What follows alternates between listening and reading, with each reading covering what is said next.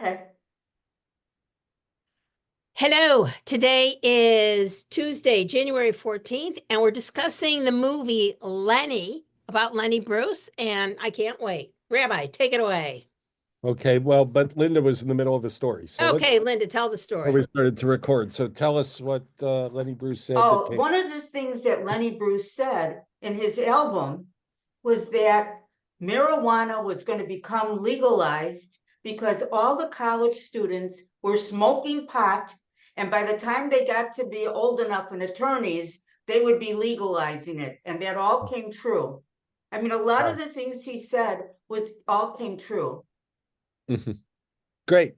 So thank you. Yeah. So we're here to talk about the movie. I mean, we can also talk a little bit about Lenny Bruce himself and impact on society and things like that, which the movie talks about in a way, but two separate things, right? To talk about Lenny Bruce and his routines and so on and his career and the movie, right? We always talk about the movie as a text and how it's made and all of those kinds of things.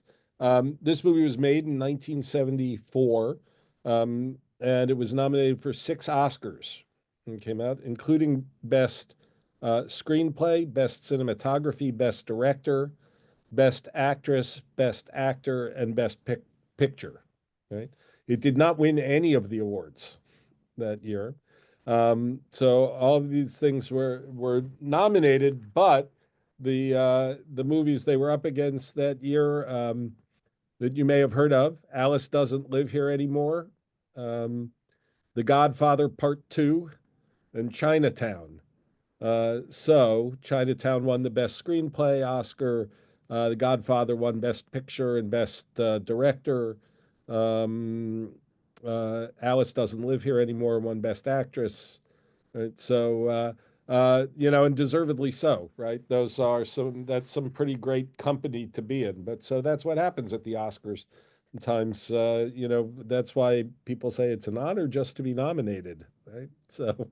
Um, because I think it'd be hard to argue against any of those nominations, frankly, for this movie.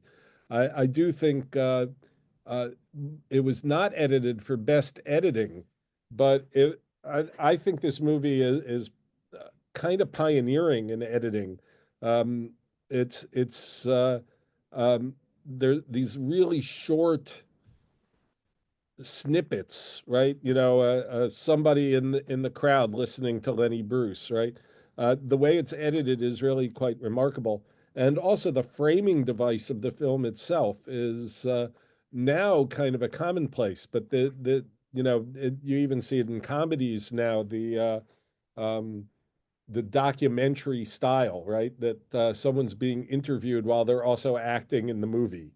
The TV series The Office is built around that conceit, right? That there is a group of um, documentarians who are there interviewing the subjects, and so using that the creating of a documentary about Lenny Bruce to then go to the flashbacks and show us different times in Lenny Bruce's career. And the movie also goes within those flashbacks, goes back and forth in time, right? And the movie has a very clear signature for when it's earlier Lenny and later Lenny, and that's the beard, right? So when he first shows up on the scene, he's clean shaven, and then later in his career, he's wearing the beard. So you can tell at a glance which time period you're in. So it's very clever in that sense, and so the structure of it is really I would say was innovative in its time in 1974, and a lot of folks have imitated it since then. So let's talk about the people who made it. So, of course, it's directed by Bob Fosse, and this is after he wins the Oscar for Cabaret and before All That Jazz, right? Which is his kind of autobiographical piece, which includes within it the making of a movie like Lenny, as he's in his story about his own life, right? So, which by the way starred Roy Scheider, who we saw last week in Marathon Man, playing the part of Bob Fosse. So, so we'll say Bob Fosse, not Jewish, amazing career. He won the Oscar, as I said, for Best Director for Cabaret. Um, that same year, he won the Tony Award for directing Pippin on Broadway, and he won the Emmy for directing the TV special for Liza Minnelli, Liza with a Z. That has never happened in history before or since, that the same director won the Oscar, the Tony, and the Emmy in the same year. It's really quite a remarkable thing, um, you know, to have just the organizational mind to do that is pretty remarkable. So, um, and then 1975, that's when the Oscars were given out. So nominated for the 1974 season, he's nominated for Lenny, and then he gets an Oscar nomination again for both writing and directing for All That Jazz in 1980. So he's our director here. As I said, innovative, makes the choice to shoot it in black and white, which I think is also a remarkable choice. And, you know, back in the early days of color film, there were actually two Oscars given in most categories. There was a cinematography Oscar for black and white cinematography and another one for color. That went on for a long period of time until, of course, color became really dominant. And now you rarely see a movie in black and white. Every couple of years, somebody does that. Um, it's actually a different thing now that film is not actually shot on film but shot digitally. So it's a completely different enterprise.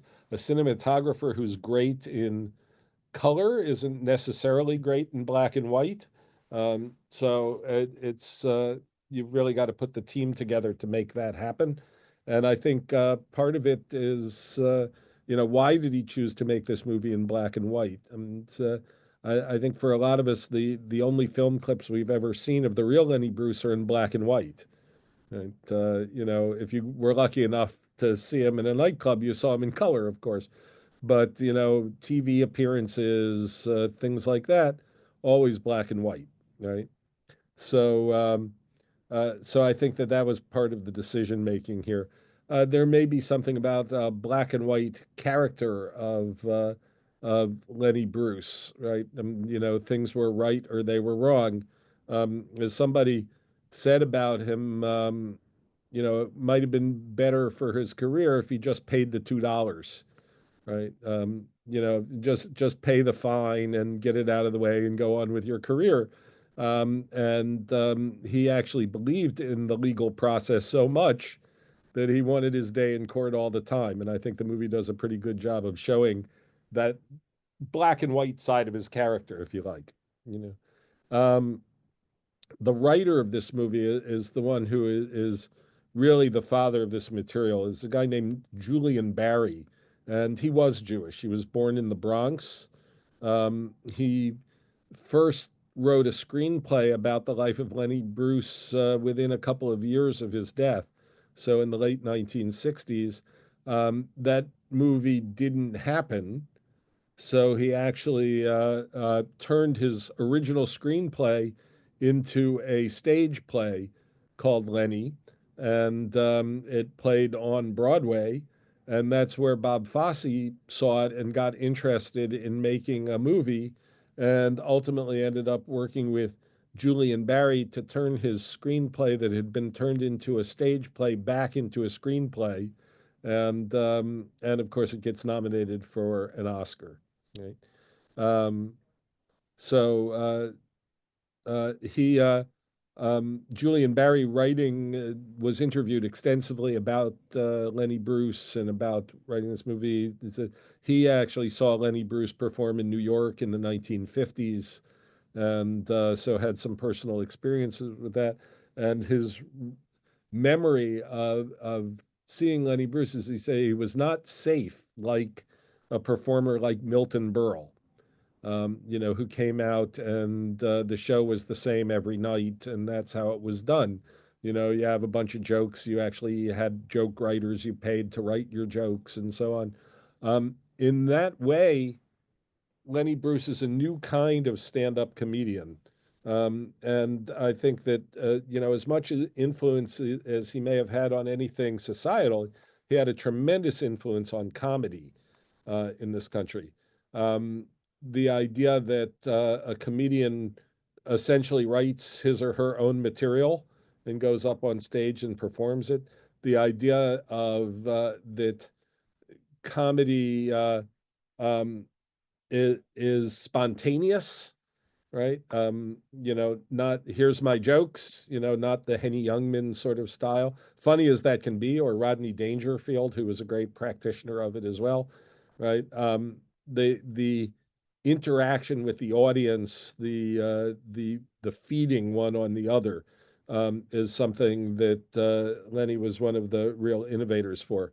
I've heard him described as a jazz musician, as a comic performer, right? And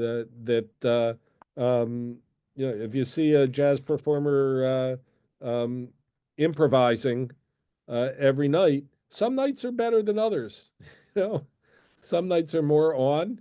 They just are. So, um, so Lenny Bruce had this idea that he himself thought about as that when he went out on stage, he didn't necessarily know what he was going to say, right? Which of his routines he was going to do, what direction they were going to go in, and what the material that knitted them together was going to be. So that said, he wrote some pretty great routines, some of which we see versions of in the movie, and others that um, uh, are prescient to this day, as Linda was telling us. I think so. Um, uh, I was talking about the writer Julian Barry.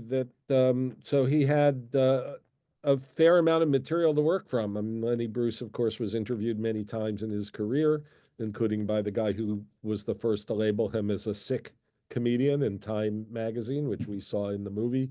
But also some TV interviews and TV appearances on talk shows that are available. A couple of nightclub shows, I think, that got taped and so are available. Of course, the record albums. He was not the first comedian to record record albums, but he really set a pace for the future when it comes to that. Uh, some of those routines, I would say, are very mired in time and don't really speak to us today. Others are that I think his piece about um, uh, it's sort of instead of Murder Incorporated, it's Religions Incorporated. It's pretty timeless.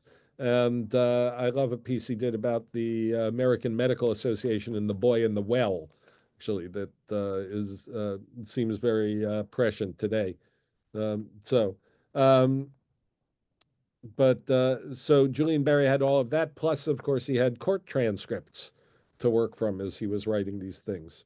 So, and so he was able to knit together, as we've seen in some of our other movies, like the movie Denial that we saw a few weeks ago, right? That the as a writer taking things that already exist and then weaving them together into a cloth where the story makes sense, right? Is really the mark of this screenplay by Julian Barry. Was that he never achieved ever again after this the kind of success he had with this. This was clearly a labor of love for Julian Barry and something very close to his heart. He may have taken on a little too much of the Lenny Bruce persona for his own good in terms of getting future jobs in Hollywood and working with people. So, but this was certainly his best regarded piece of work. So, um, so you know, so look, performers in the film, really they're three or four main characters, but we don't have to talk more about Dustin Hoffman. We talked about him last week and his Oscars and things like that. Just put it in the perspective of where this fits in his career. So after The Graduate, after Midnight Cowboy, before Marathon Man, and Kramer versus Kramer, and so on. So he was in a string of uh, terrific performances and a string of successful movies, right? Successful by their standards. So none of these are Jaws, these giant performances that made a ton of money, but they were all successful, right? So. Um, and Valerie Perrine, perhaps less well known. She made her debut a couple of years before this movie in the film version of Slaughterhouse-Five. She made her living by appearing, I can see there's a couple of pictures of her, as the girlfriend of Lex Luthor, played by Gene Hackman in the original Superman movie and in Superman 2. But she's still around. There's a movie I'd love to have us watch, but it's not available, unfortunately, for us to see, called The Magician of Lublin, that she is in, which is the story about a Jewish magician. So, so unfortunately, not available for screening, but a couple of years after the original Superman. So, this is probably her biggest role in a film, um, and was rewarded with the Oscar nomination. And I think she does do a lovely job in this role, which takes her in a lot of different directions. It's really interesting. Jan Miner, not so well known, plays Sally Marr. Um, you know, uh, Lenny's mother. So, but she's got some choice scenes and some choice lines in here. She was a character actress who appeared going back to the early days of television, all the way back to, I think, her first role is in the 1949 live television show, right? So I think that's where she gets her start, and some 30 years later, she's playing the mother character. So she goes from being the ingenue to the mother, right? I knew she looked familiar. Now I realize it's from a commercial. Right. She was in those Palmolive ads. Exactly. Yeah. Yeah. Rabbi, Yes. I thought, you talked about the editing. They would put in little clips of his mother, and Mhm. here and there, she would suddenly appear on the screen with comments.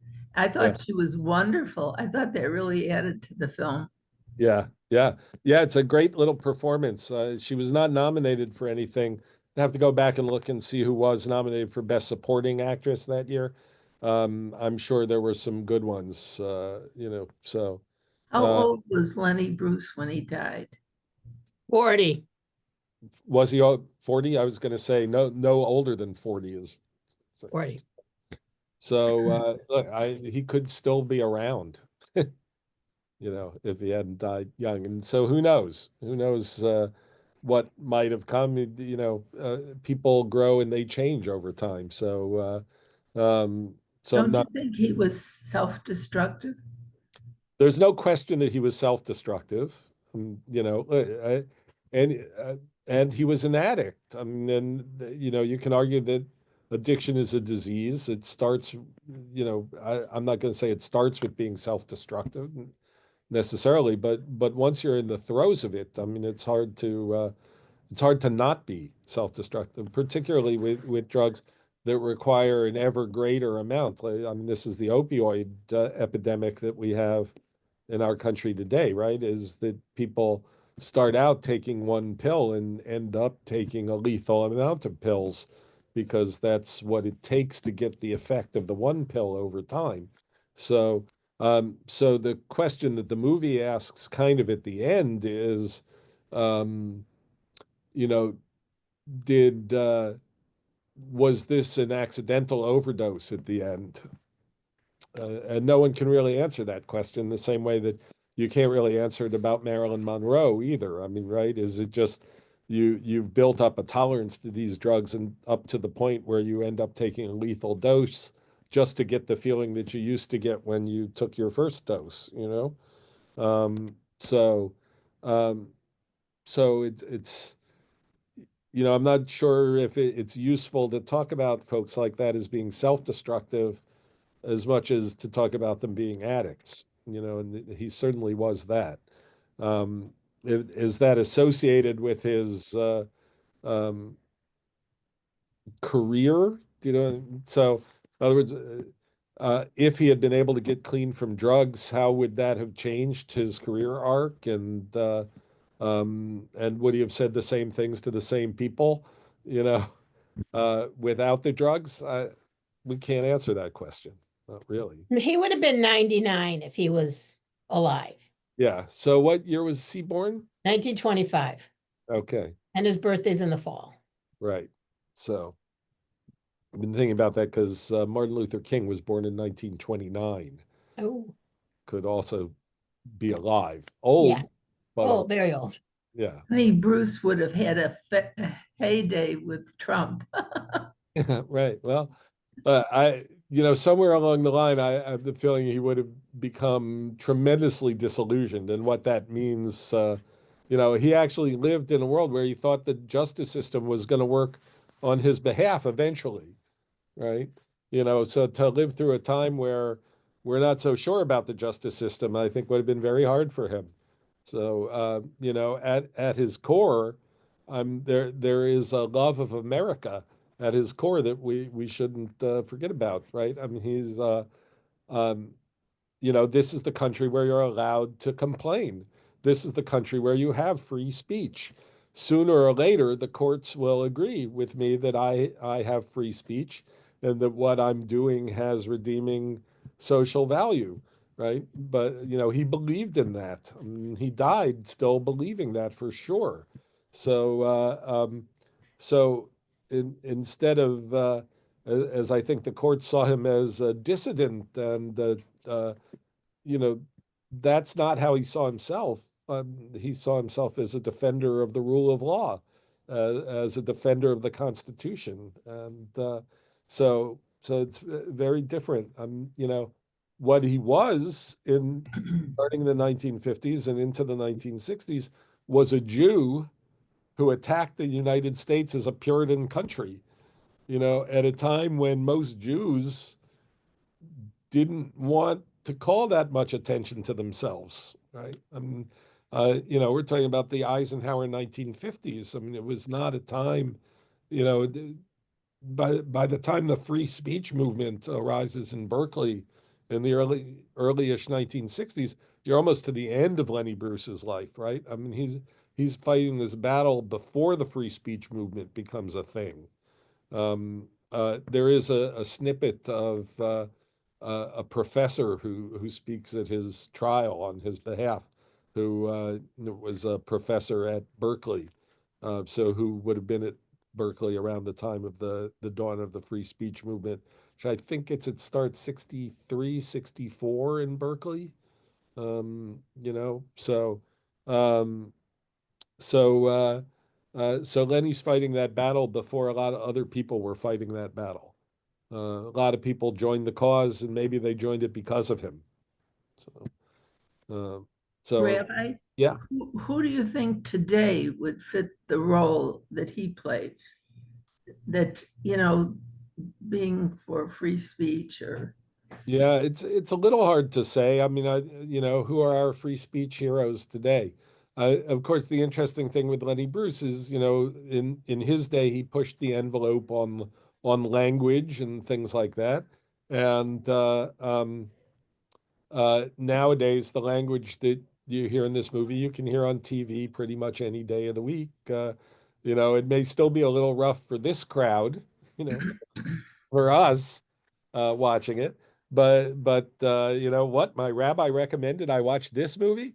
Um, you know, you know, but but you know, that language has become commonplace. So who's pushing an envelope today that's similar, and is there an envelope still to be pushed that way, right? There are any number of comedians who would love to claim the mantle of Lenny Bruce, I think, at this point.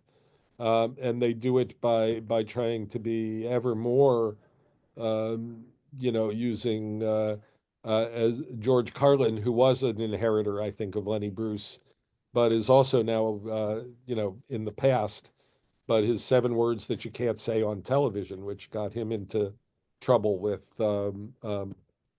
the authorities at the time. So pretty hard for a comedian to get arrested for their language.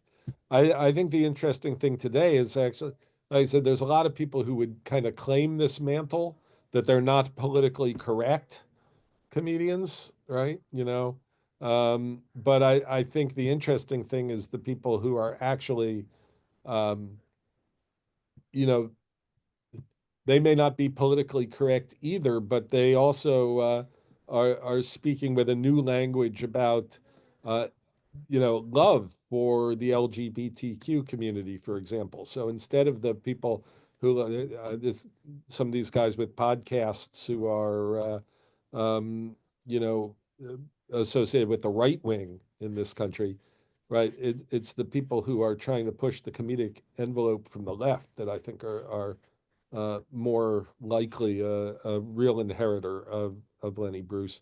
Um, Sarah Silverman comes to mind as a possibility of someone who does that today. But you know, I'm not an expert. Linda, I see your hand up. Say, I remember Mort Saul was like that, and also I currently think of Bill Maher as being a, you know, he's a satirist. He talks about stuff. He takes in everybody, and he has his own program too on TV.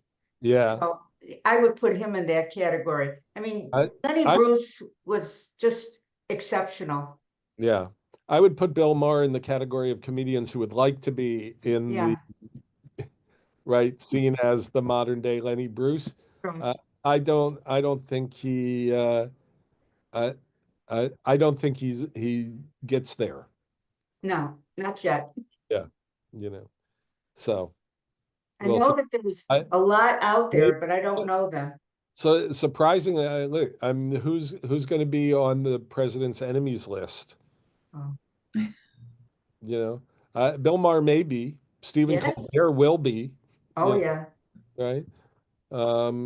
You know, so anyway, it's The interesting. first Saturday Night Live after the election, their opening bit was, yes, everyone on this show definitely voted for Trump, and Right. you've Yeah. never made fun of you. And Right. you know, it was obviously tongue in cheek, but I'm sure there's people who, you know, are afraid for what's going to happen. Right. So uh, I, I think it's unlikely that anything happens to them. And repression of words usually doesn't need legislation and arrests, right? People do it to themselves, and I think that's part of what Lenny Bruce was saying. You know, we say that we can't say this, right? We censor ourselves more than people censor us. So these days, anyway. So. But I mean, I think, you know, when Jews most wanted to blend in to American society in the 1950s, you know, when the ads on TV were go to the church of your choice, and we just wanted to be seen as another one of those churches that you could choose to go to, you know, the synagogue, right? That, you know, the heyday of talking about the Judeo-Christian ethic, right? Things like that. We wanted just to fit in. Lenny Bruce stood out, and you know, and consequently was not particularly well liked even within the Jewish community in those days for being such an outspoken person. He did a pretty ruthless impression of a Reform rabbi, you know, that you can hear on his records. where the rabbi has a very cultured accent, let's say, and speaks very eloquently, and then off the pulpit, sounds like an old Yiddish man from the Lower East Side, right? Um, so an interesting thing. Um, the point he's making is all about the suppression of words. Um, so going back to structure and things like that, there's a lot of the burlesque houses, those years of his involved in. I mentioned this to Vanessa earlier. Who brought burlesque dancing onto Broadway more than Bob Fosse, the director of this movie? So what you're actually seeing in this movie are strip club dances as choreographed by Bob Fosse for this movie, which is kind of an interesting little sidelight in many ways. But I don't know how much they advanced the story of Lenny Bruce, but I think that Bob Fosse thought that if I'm gonna do what Lenny Bruce does, I've got to push the envelope here. I'm going to push the envelope on nudity and language and everything else. That would this movie today, would it get an R rating or would it get an NC-17 rating? I think when it came out in 1974, was given an R. I think it might get an NC-17 today. We've I gone agree. a little bit and become um, there's a lot of unself-conscious nudity in this movie, right? So, um, and certainly the number of times there literally is a formula about this that how many times a movie can drop an F-bomb before it's an R-rated movie, right? It used to be that you couldn't have any if you wanted to be PG or PG-13. Over time, that's crept a little bit. So they'll now allow, I think, one in a PG-13 movie. Right? And it literally is down to that level. Like, well, if they use the F word twice, it's an R. So, um, said that I've heard some pretty foul-mouthed teenagers around here, and just want to say that we have not successfully kept them from learning these words. Um, so what else? By the way, the voice of the interviewer that you hear occasionally in the movie is actually Bob Fosse. He's not credited in the end credits, but and it's not clear how scripted all of the interview portions are. I think there was a script, but I think that he allowed some flexibility in terms of the actresses really being interviewed in those interstitial documentary moments of the movie, right? That if Valerie Perrine or the actress playing Sally Marr were that deep into character, they could answer as their character, and so there's a little bit of improvisation allowed in those moments. Um, there are some undoubtedly funny parts, not just the nightclub shows, but in the characterization at all. There's a scene in the hotel room where Lenny Bruce is telling uh, Honey Bruce how he's always been very shy, and he's got to overcome his shyness, right? I think it's not Lenny Bruce was not shy. He is not revealing something in that moment. So. Um, I love the little thing with his mother and the agent and Lenny, in a he's making $75 a week, and the aide comes in and says, "I can get you 750 a week," and he says no, and his mother says, "No, he doesn't want to do that. Why would he want to do that? He's making $75 a week in this, crappy place, right?" And so Lenny says, make the call. And the agent says, "No, I don't want to make the call." Okay?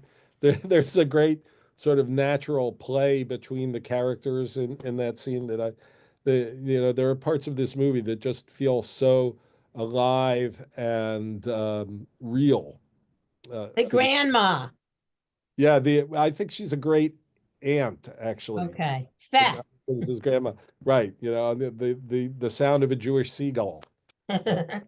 It says, and gets a loud one out of her, um, Honey and his mother, Sally, find a bond in that scene too, because um, Sally is an outspoken person and finds out that Honey can match her, right? So again, I think it is a good scene. Um, a lot of this movie is filmed in my hometown, Miami Beach, Florida, where Lenny Bruce spent a lot of time when he wasn't on the road. So I believe he got arrested in Miami Beach for impersonating a priest. The movie doesn't talk about that very much, but every now and then he went out dressed as a priest. I'm not exactly sure, but what that was all about. But I believe he got arrested for it in Miami Beach, if I'm not mistaken. So um, he was arrested for many more things than just the language that he used on stage. So um, so.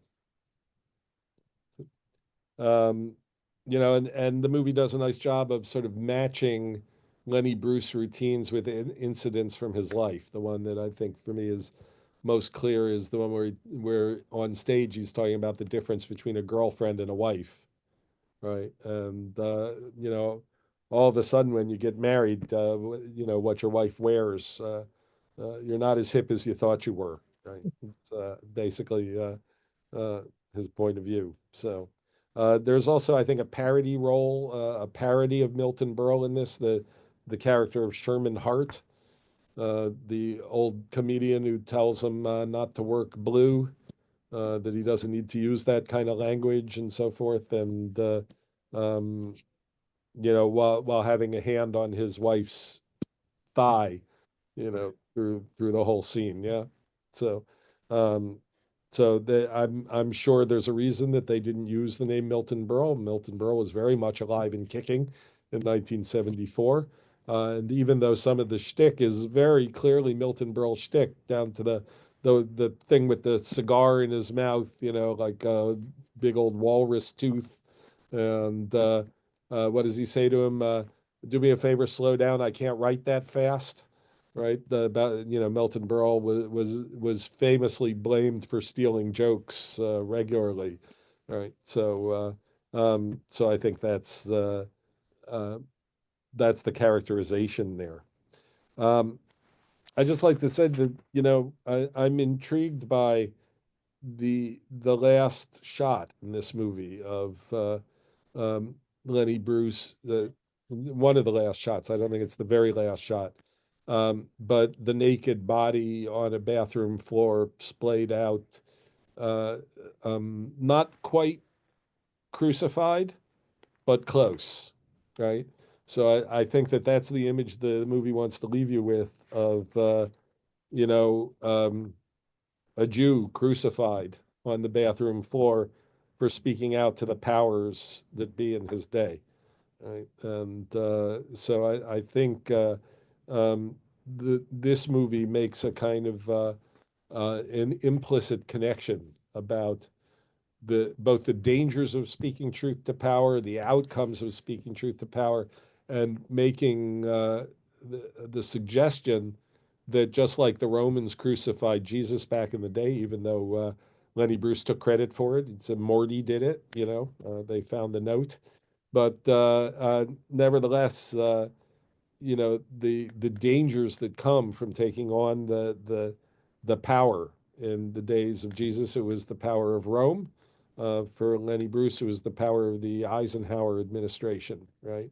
And then the Kennedy administration after that, frankly, which, though he was clearly a Kennedy supporter, I mean, he had some of his worst troubles during that administration, right? So, um, so so I think that's the image that the movie wants to leave us with. Another Jew crucified, maybe not go quite so far as to say that Lenny Bruce is the new Messiah, but you know, maybe the comedy Messiah. So that's something to think about. John, I see your hand up. You're on mute. Got on mute I'm first. on mute. All right, hang on. You're good. Go ahead.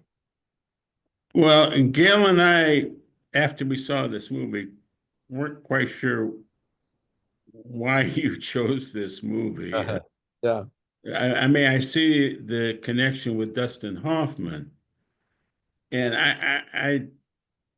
I don't know that I ever saw this movie before, and probably with good reason. Although I did like Valerie Perrine. She's got a nice body, Yeah. but I'm in awe of the versatility of Dustin Hoffman Yeah. because he has been in Urban Cowboy and the one where he was a math savant Right. Rain Rain Man. Man. Yeah. with Tom Cruise. He's a brilliant actor. Yeah. I don't know. I came in late and Gail's not here, but was he nominated for anything? He was. He was nominated for Best Actor. I'm pretty sure Al Pacino won that year for The Godfather Part Two, Okay. if memory serves. So which is hard to argue with, but right. That's this movie was nominated for several Oscars, didn't win any, because that year was also the year that Chinatown and The Godfather Part Two and Alice Doesn't Live Here Anymore came out. Um, so you're talking about some world-class competition that year. But I mean the versatility.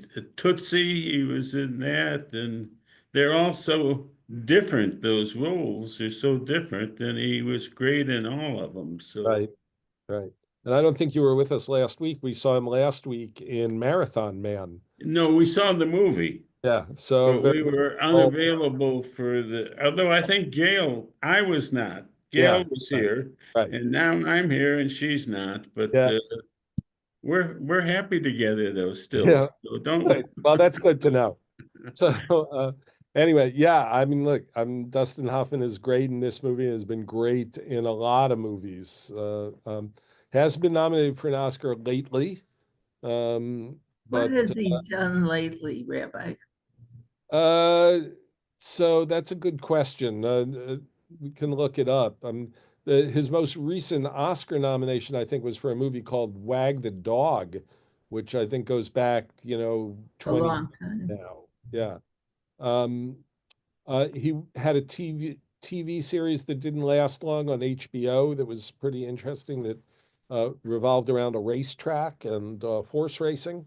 Um, you know, but only lasted for a season, maybe two.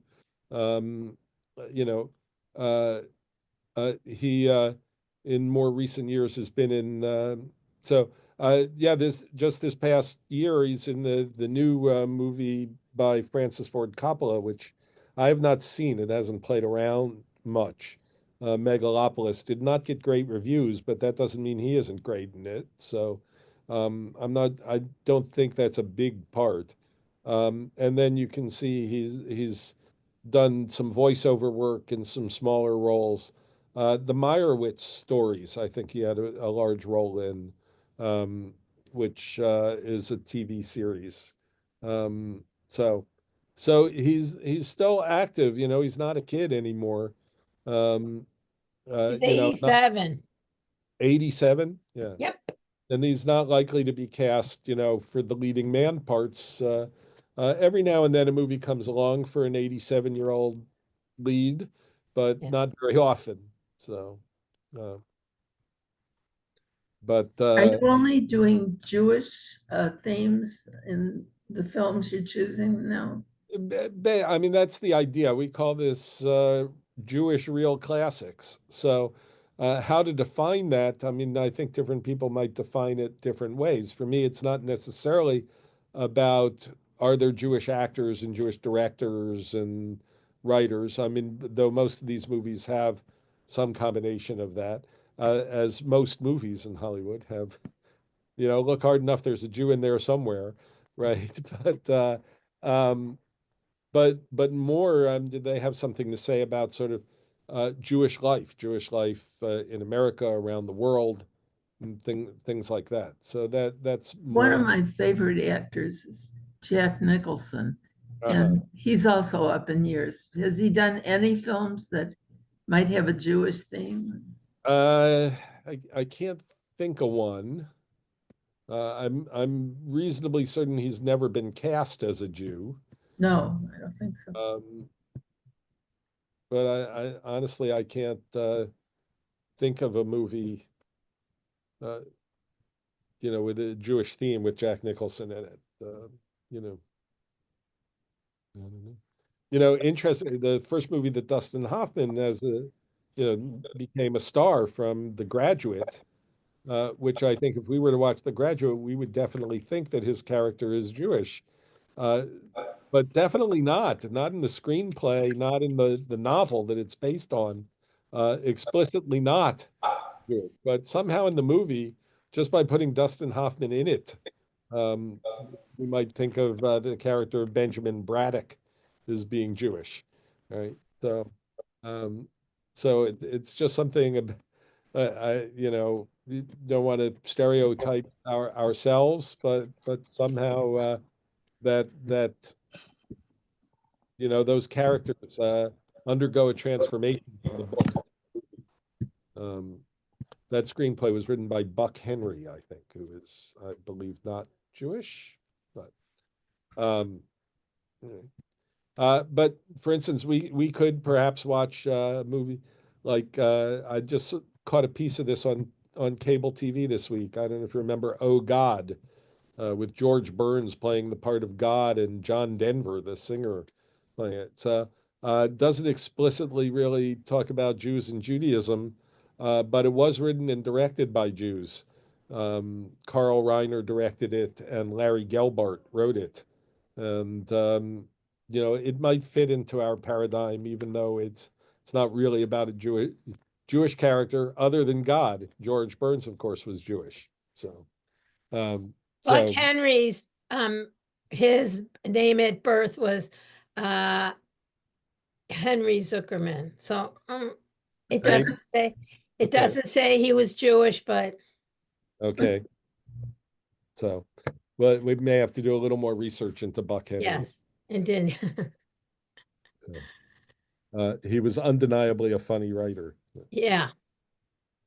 So, what else? What did you guys see? Anything else come to mind in the movie?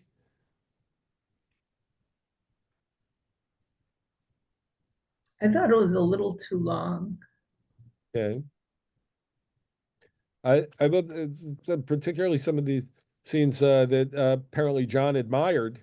They go on for a while and don't necessarily advance the story, right? Not really.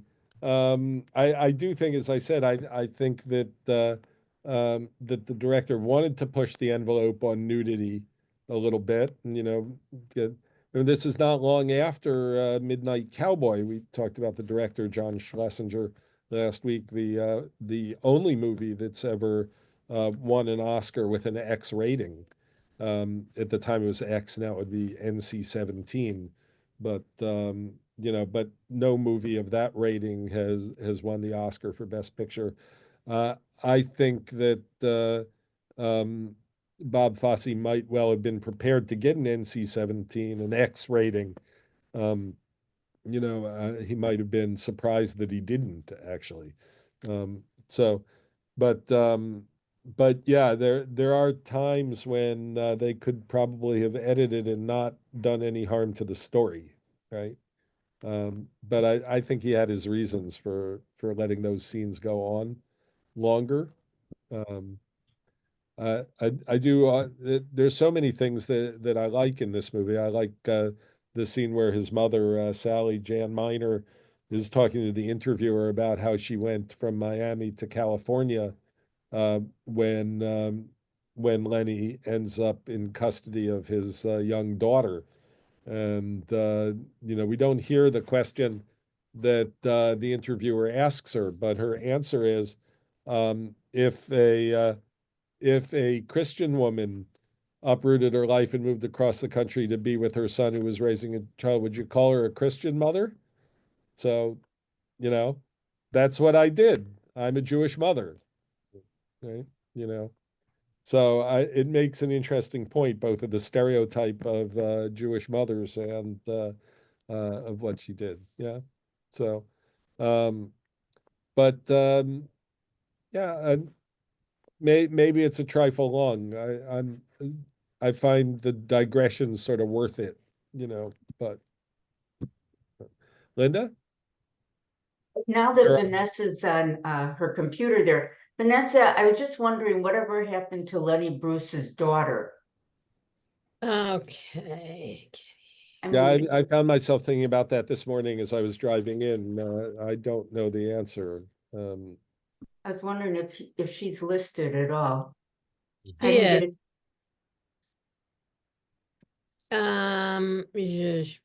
it. She's 69, and I don't know if that's her. And Myron Schneider looking for Lenny Bruce. Parents are Lenny and Honey Bruce. If you go there, you'll see if she's done some stuff in show Yeah. business. Known for Switchblade Sisters, never heard of it, bad. These are all from the 70s. Right. Lenny Bruce, Swear to Tell the Truth, 1998. I don't.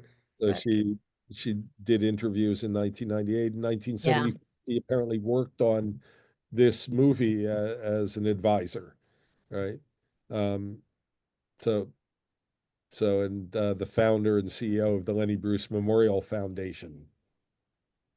So Right. So that's, She must have had a very screwed up childhood. well, we again, saw I how it think, was not ideal.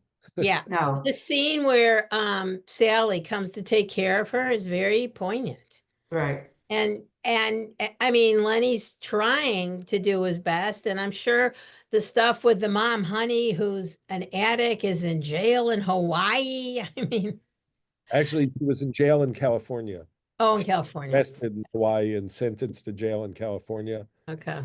Uh, probably on humanitarian grounds that she'd be closer to family, right? So, but yeah, it's certainly not an ideal childhood. Yeah. It looks like she's doing okay. Yeah. Good to know. Right. Yeah. So we're almost at the end here. If you have any other more questions, but while people, I just want to remind everyone that next week we're watching Crown Heights. And Rabbi, do you want to just, I don't know, who's in it? So we make sure we get Howie Mandel, who you may oh, know love best him, yeah. now from America's Got Talent as being a judge on that. But he was a stand-up comedian in his early days, so that's one of the reasons why I thought these things connect up a little bit. His first break as an actor was in a TV series called Saint Elsewhere. So you may remember from that. Also, because we're close to MLK Day, and this movie is about the Orthodox Jews and blacks in Crown Heights, where there was a lot of unrest back in the 70s, 80s, right? As more and more Orthodox Jews moved back into that neighborhood in Crown Heights. So it's the co-star is a guy named Mario Van Peebles. Oh, I love both of them.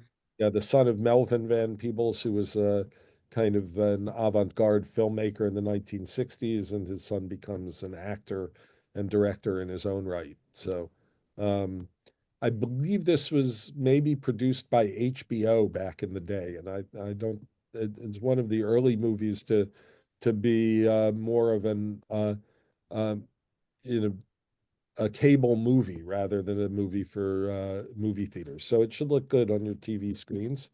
I haven't seen it in a while myself. I'll be watching it again this week. But Okay, so there's two Crown Heights. You want the one from 2004, not the one from 2017. right, right. So great. All Well, right. thank you everybody for your thoughts and insights. And it wouldn't hurt to go back and listen to some Lenny Bruce if you get a chance. Yeah.